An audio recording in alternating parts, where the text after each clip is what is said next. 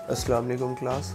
आज हमने स्टडी करना है क्लासिफिकेशन ऑफ एंजाइम्स। इसमें हमारे पास दो मेथड होते हैं, एक होता है ओल्ड मेथड, एक होता है हमारे पास न्यू मेथड। सबसे पहले हम ओल्ड मेथड को देख लेते हैं। इसमें क्या होता है, by using this method enzymes are named by adding suffix ASE to the name of substrate, यानी कि जिसके ऊपर एंजाइम जाकर एक्ट करता है उसको हम सबस्ट्रेट कहते हैं और उसके एंड में आता है ASE, एज आता है। जैसे लाइपेज है, लाइपेज का बेसिकली क्या काम है, हाइड्रोलाइजिंग द फैट्स, यानी कि जो हमारे फैट्स मॉलिक्यूल बॉडी में जो भी होते हैं उनको हाइड्रोलाइज करता है। इसी तरह सेलुलोज जो होता है उसका क्या काम होता है, सेलुलेज, यानी कि हाइड्रोलाइजिंग द सेलुलोज, यानी कि in the presence of water cellulose के साथ रिएक्शन करवाता है। अच्छा, इसमें हमारे पास सबसे पहले है एस्ट्रेसिस। एस्ट्रेसिस क्या होता है, it is a group of enzymes that hydrolyse the lipids. ये एक एंजाइम्स का पूरा ग्रुप है जिसमें हमारे पास लिपिड्स हाइड्रोलाइज्ड होते हैं। जैसे लाइपेज है, उसका क्या काम है, it is present in pancreatic juice of animals and human body and oily seeds. ये कहाँ पर प्रेजेंट होता है, ह्यूमन बॉडी में, किसमें, पैनक्रियाटिक जूस में, ठीक है। इंसानों में भी हो सकता है, जानवरों में भी हो सकता है। Lipase hydrolyses the fat molecules to fatty acids and glycerine. Lipase basically क्या कर रहा होता है, वाटर का रिएक्शन के दौरान फैटी मॉलिक्यूल्स को अलग कर रहा होता है और ग्लिसरीन को अलग कर रहा होता है, यानी कि दो काम कर रहा होता है, hydrolyses the fat molecules to fatty acids and glycerine. अच्छा, नेक्स्ट नंबर पर हमारे पास क्या चीज़ है, अमाइंडेसिस। अमाइंडेसिस का क्या काम है, these are the enzymes that are present in liver and intestinal mucosa।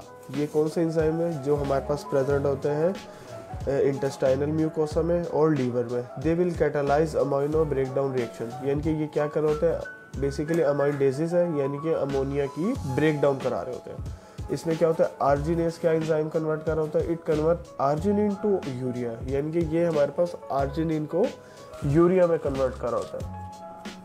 और इसके अलावा हमारे पास है यूरिएसिस। यूरिएसिस क्या, it is found in liver cells and soybeans. ये किस में हमारे पास फाउंड हो रहा है, लीवर सेल्स में भी हमें मिल सकता है और सोयाबीन में भी मिल सकता है। और यूरिएसिस क्या कन्वर्ट करता है, हमारे पास अमोनिया और कार्बन डाइऑक्साइड को कन्वर्ट करता है, ठीक हो गया।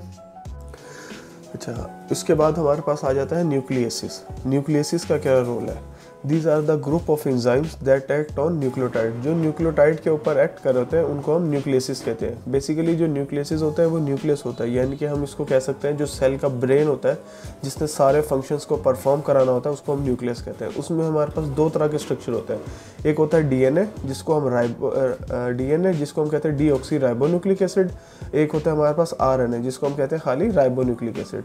DNA mean double stranded, RNA mean single stranded. ये हमने बायो में फर्स्ट ईयर में या मैट्रिक में भी हम पढ़ते रहे शुरू से, बचपन से, कि DNA का मतलब होता है डीऑक्सी राइबोन्यूक्लिक एसिड, यानी कि इसका जो स्ट्रक्चर होता है वो डबल स्ट्रैंडेड होता है, और जो RNA होता है उसका सिंगल स्ट्रक्चर होता है, इसको हम राइबोन्यूक्लिक एसिड कहते हैं। अच्छा, इसके अलावा हमारे पास चौथे नंबर पर है कार्बोहाइड्रेसिस। कार्बोहाइड्रेसिस क्या हुई है, this class is name after those enzyme that break down sugar molecule in a biological reaction, यानी कि जो शुगर मॉलिक्यूल की ब्रेक डाउन कर रहे हैं उनको हम कार्बोहाइड्रेसिस कह रहे हैं। इसमें सबसे पहले हमारे पास सुक्रेसिस है। It is present in yeast and intestinal juice. It causes hydrolysis of sucrose into glucose and fructose, ठीक है। सुक्रोज के बारे में बता रहा है कि सुक्रोज कहाँ से बनता है, यीस्ट और इंटेस्टाइनल जूस से बनता है, और सुक्रोज का कम्बिनेशन क्या है, ग्लूकोज एंड फ्रुक्टोज। इसी तरह माल्टेस, ये इंटेस्टाइनल जूस है ये भी, लेकिन इसकी कन्वर्जन कैसे है, माल्टोस टू ग्लूकोज, तो उसको हम क्या कहते हैं, जब माल्टोस ग्लूकोज में कन्वर्ट होता है तो उसको हम क्या कहते हैं, माल्टेस। अच्छा जी, नेक्स्ट है हमारे पास proteolytic enzymes.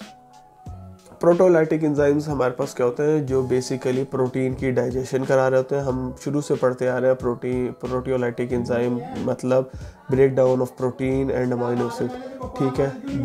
These are the enzymes of protein digestive enzymes, ठीक हो गया। This enzymes catalyses the protein breakdown reaction. इसके अलावा this enzyme catalyses the protein breakdown reaction. इसके अलावा एंजाइम्स को कैटालाइज कर होते हैं प्रोटीन की ब्रेकडाउन में। It is found in gastric juices of animals, ठीक है। पेप्सिन क्या है, it is found in gastric juice of animal, यानी कि ये हमें कहाँ से पाया जा रहा है, एनिमल के गैस्ट्रिक जूस से।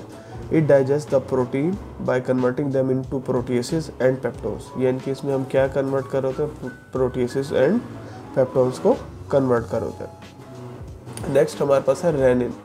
It is a milk coagulating enzyme, यानी कि जो मिल्क के अंदर क्लॉटिंग वगैरह या क्लॉट्स वगैरह बने होते हैं उनको तोड़ने के लिए काम आता है, कोएगुलेट कर होता है। जैसे हमने देखा होगा ना, कोएगुलेशन हमारे ब्लड में भी हो रही होती है, ठीक है। Found in mucus membrane of fresh stomach of mammals, it curdles protein of milk. इसके अलावा क्या कर रहे होंगे, ये हमारे पास स्टमक में कहाँ पे पाए जाएंगे, म्यूकस मेम्ब्रेन, यानी कि found in mucus membrane of fresh stomach of mammals, यानी कि जो हमारे पास मैमल्स होते हैं उनकी मेम्ब्रेन में भी पाए जाते हैं।